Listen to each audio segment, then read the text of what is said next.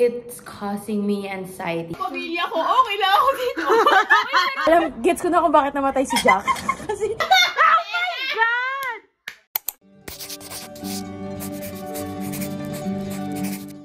Walang anyong salamin. guys, sabi ko sa kanila nung nakaraan na, ipopost ko pa ba itong vlog na to? Sabi ko, i-edit ko na lang. Magre-react kami kasi looking back na, medyo OA pala yung reaction namin dun sa... Nag-pampor si Tatay pala dito. Medyo OA pala yung ano. So, ito yung nangyari nung time na yun. Guys, today is April 28. It's a Monday. And it's... What time is it? Almost 2 p.m. The lights went out at 1. Yeah, I think it was around 1. Almost 1 p.m. And mag-isang oras na nawala kaming electricity. And wala kaming internet. Like, may bars ka sa phone, pero yung 5G, 4G, 3G, it's not working. From what they told me and what the teachers told me, walang ilaw, data, Wi-Fi, nothing. In Spain, the whole of Spain, in Portugal, and part ng France. I think yung malapit sa Spain, yung nawalan din ng, hindi ko alam, I don't even know how to call it. Basta, wala kaming Wi-Fi, walang electricity. I think tuloy ang klase. Ang wino-worry ko ngayon is kung paano ako uuwi. Kasi umuwi ako ng metro, train. So, walang metro, walang train kasi walang kuryente. So, nag-iisip na ako kung paano ako uuwi. It's causing me anxiety. Like, you know, I'm okay, I'm safe. But also, I just realized how reliant we are on Wi-Fi and electricity. Imagine, ngayon, na walang Wi-Fi or internet, everybody's like, what are we gonna do? Almost 5, still nothing, no Wi-Fi, no, wala pa rin. I'm gonna try to go home. Sana may bus. Pag may bus, we're all good. If not, then that's the problem. Let's find the bus first. And I only have 40% on my phone. Police are on the street. Everything's closed. And lahat sarado. My gosh. I'm trying to find a bus stop. There are no... Ano tawag dyan? Stoplights? Any stoplights? Wala. And the lines are so long. I'm gonna keep walking to Cibeles. And hopefully... doon makasakay tayo. Or if hindi, lalakarin ko na lang talaga hanggang Goya. At doon na ako sasakay. Kaysa maghintay ako dito sa bus stop na sobrang tagal. Paubos na nga yung phone ko. Like yung phone battery ko. Gosh. Oh my gosh. Look. We barricaded everything. And we're just gonna walk. I'm in Goya. The line is insane. Pero at least I'm closer to my house. May bus. So, ito, tsatsagain ko na lang talaga. Pipila na ako kasi parang baka hindi ko kayanin lakarin hanggang sa bahay. Whew. 6 p.m. No, 6:05. I'm walking home. So, mga more or less 15 to 20 minutes ako naghintay sa Itres. Grabe, siguro may natrap dun sa elevator sa metro malapit sa amin kasi sobrang daming firefighter and basta ganun. Siguro nung tumigil bigla yung electricity, baka nasa loob sila ng elevator. Kawawa naman, gabi ilang oras sila doon. Kaninang 12:30 pa. Tumigil lahat. Tumigil ang mundo dito sa amin. Malapit ako sa bahay. I think siguro nandun na rin yung dalawa. Maaga labas nila eh. Mas maaga kaysa sa akin. So, sana nandun na sila. Si Jana nakakapag-text pa na. Pauwi na siya kanina. Ako na talaga ako load. Nung pauwi ako, alam ko na nandito sila. Sana. Kasi maaga yung uwi nyo eh. Late yung uwi ko. Hindi late din ako. Pero yung sa amin kasi, umuwi na lang kami ng coworker ko. Sabi namin, sinusundo na yung mga bata. Nag-decide na kayo na maglakad. Naglakad kayo na almost 2 hours to the center. Grabe. Nakapalda pa ako. Grabe. So, akala kasi niya, get up pa yun. Sunny day yun eh. Tatlo lang, 3 hours lang dapat ako sa school. Sobrang sunny, ganyan. Yeah. So parang akala ko, chill-chill lang. So, naglakad ako from the center, from school to center, almost 2 hours. Yeah. Ikaw na saan ka nun? Nasa school ako nun. Ang worry ko talaga nun, kasi na-make sure ko na-secure ko yung yung ride ko pa uwi. So, ang concern ko talaga kung paano kayo makaka-uwi. Kasi, may teacher siya eh, na around drive. No, so, di-drive siya. Oo. Buti saan ka di-drive? Hanggang Oramas. Hanggang dyan, hindi ko Ay, talaga? Wow! Swerte. Super lucky. So, naglakad kami ni Jana. So, medyo yung hinuhope nung pauwi na ako, hinuhope ko na nandito na sila. Kasi pag wala sila dito, mag-overtake lang ako. Ako nauna dito! Akala ko talaga, dito na kayong dalawa. Sabi ko, hello? Safe and sound. Ay, naglakad ako. 1 hour Nakauwi and ka. 30. Ano to? School to ba? Super layo. Oh my God. Guys, bibili kami ng prutas. Just in case. Habang bukas pa sila. Ito lang yung pera namin. Sana, okay. Siguro nag-aalala. Meron kami eto 3 euros. Sa pamilya ko, okay lang ako dito. Real, sa pamilya ko, okay lang ako dito. Okay lang kami. Like, real yun. Payak na kami na nakita kami natin.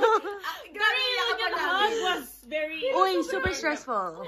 Very, 3 very. euros yan, 3 euros. Bili na kami ng prutas. Nakakatawa to, In the end, grabe. in the end, wala po silang... Pakialam. Hindi, wala po silang, ka-ide-ideya. Oo, sabi pa nila, ha? Ano nangyari? Bakit? Okay. Chinat ko yung ate ko na parang hindi ko alam kung magsisento, pero ate, okay lang ako. Sabi niya, bakit ako mag-worry? Nakakalabas na. Wala nakakalabas na news. Go So, from here. akala namin yan, parang, wala baka nag-aalala sila, di na lang kami mag-chat. Wala pala silang pake, guys. Oo, nung bumalik yung ilaw, guys, walang message yung nanay ko. Like, Sabi lang, bakit? Ano nangyari? Okay. ako pa yung nag-chat na, ma. Tapos pumasok na lahat ng messages. Wala pala silang pakialam. We filled it with water, just in case. So may stock na kami ng tubig. Very Pinoy, kasi syempre brown out. Oo. Anong kasunod? Tubig. Tubig. So, nag-ipon kami ng drinking water, tapos nag-igib kami ng kahit isa lang yung balde namin sa bahay na to. Kasi uso dito, Hindi grabe. kasi nga siya uso. Sobrang dumi pero yung balde. Guys, everybody's outside. Pure chaos. Tinry namin yung yung sa bank. Umasala kami na baka naka-on yung ATM. Kasi 15 euros na yung namin. Wala. Pero second wish namin, sana naka-charge yung, ano ba tawag doon? Card reader ng fruteria. So na yung kanin ko, di na ako pinayagan. Mag-rush kami ng rice. Kasi mo, saan sila? Oh, nag-connect na sa nature. Kailangan po sa balcony namin. Kasi kung wala kaming balcony, Saan? paano na? Saan kami pupulutin? Nag-rason ba?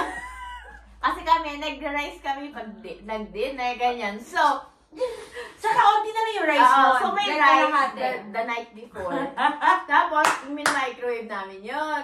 Tapos, pagkarating talaga, grabe, parang, namin, ano yung mga dilatang meron ka, ano yung mga pwede pang kainin. Siyempre, yung inventory muna. Oo. Bago kami lumabas. Guys, kahit kami medyo inventory. kami. Survival talaga muna. Na parang, Survival mode Oo. talaga kami nun. Sinigure namin yung tubig, tapos tinignan namin yung pagkain namin, tapos tinignan namin yung pera namin kung may mabibili ba kami sa katiting na cash na meron kami. Oo. So, Tapos survival na mode yung talaga. rice. Oo, nag-decide na kami na, sige, wag na ubusin agad yung rice. Kasi nga, pag tumagal hanggang kinabukasan, at least yung ibang kain namin, may kanin. Tsaka may rumor na 72 hours din. Di ba? Oo, bukod dun sa 6 to 10, ang pinakauna kong narinig is 72 hours. 72 hours is how many days? 3 days. So we were like, Makakasurvive kami. makakasunod kami kasi may food kami, malamig lang. Pinoy.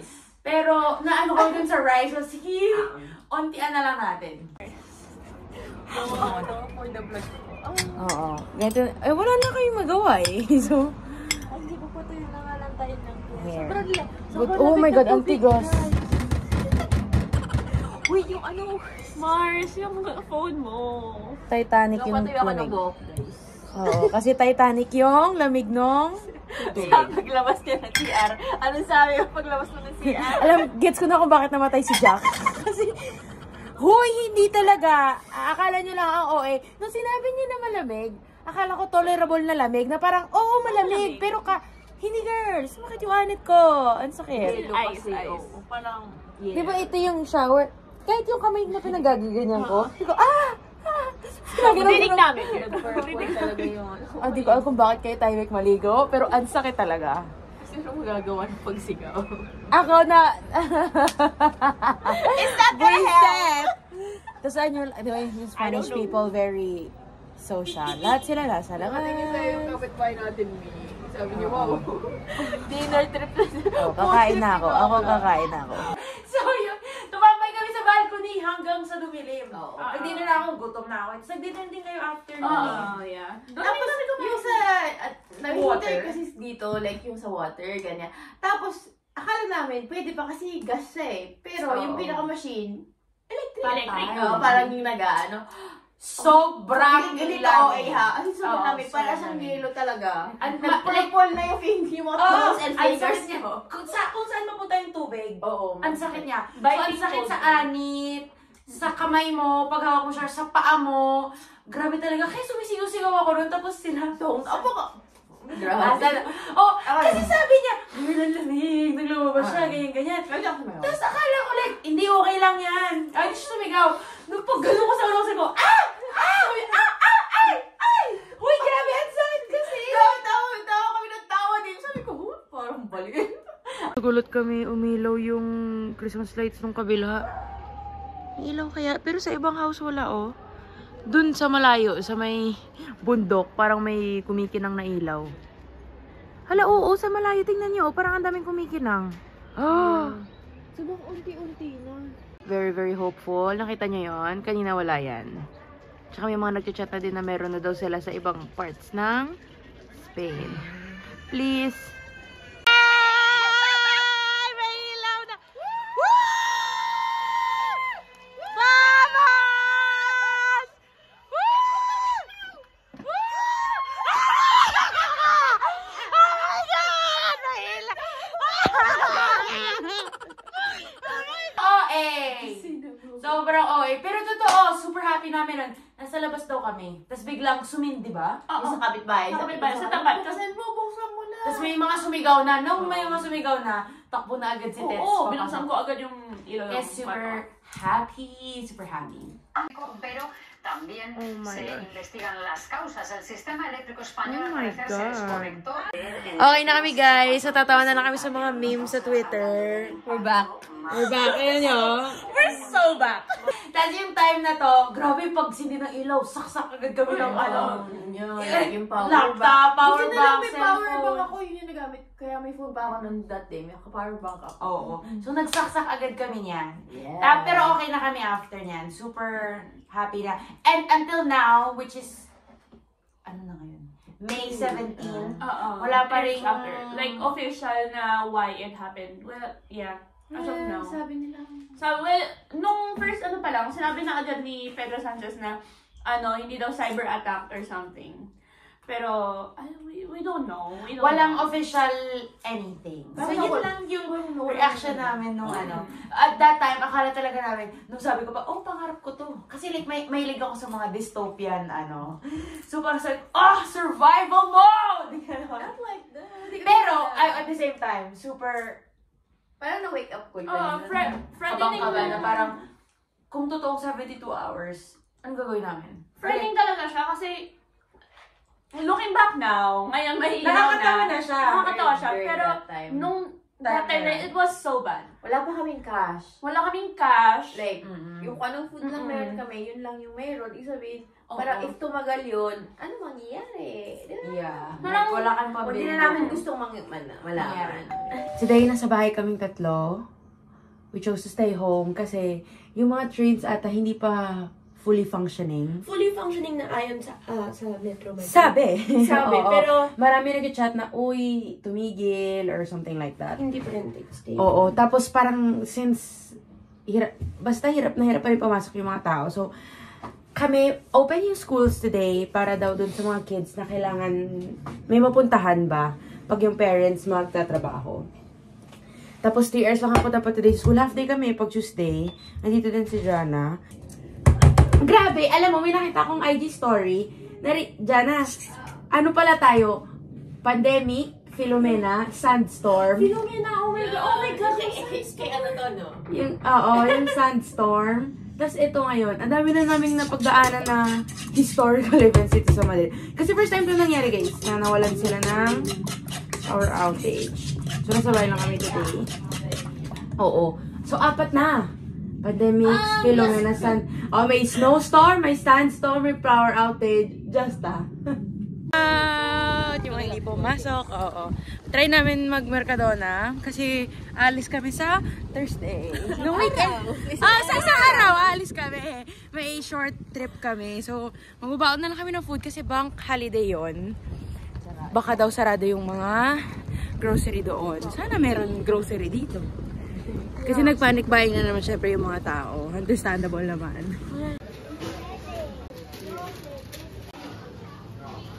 Guys, sa bahay na ako. Lumabas tayo sa GMA News. Shout out kay Ian. Ian! Shout out, Ian! Dahil sa'yo na napunta kami sa GMA News. Oh my God, nakakaya! Sa mga apektado ng black, ang Filipinang English language teacher na si Ana Navarro. Oh my God! Okay, tama na guys. Inabot ng kaniyang blackout. Kaya nagpunta. Oh my God! Oh my God! Oh my God, nakakaya! Shit! Team OA. Nakakaya, guys.